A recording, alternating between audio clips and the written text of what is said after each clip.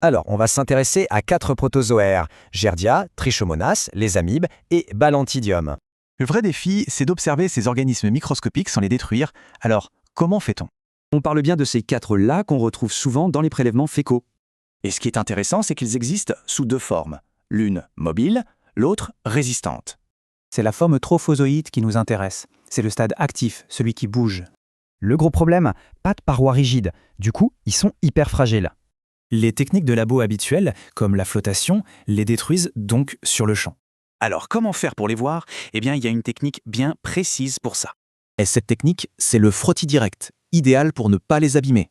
En gros, c'est assez simple, on prépare 2 petits échantillons côte à côte sur la même lame. Et pourquoi 2? Parce que chaque préparation a un rôle bien différent, mais complémentaire.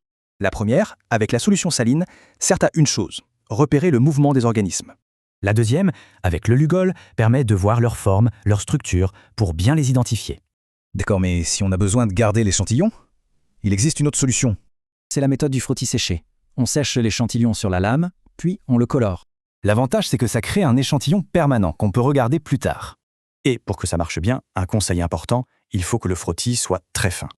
Parce qu'une fois l'identification faite, que se passe-t-il ensuite pour le patient?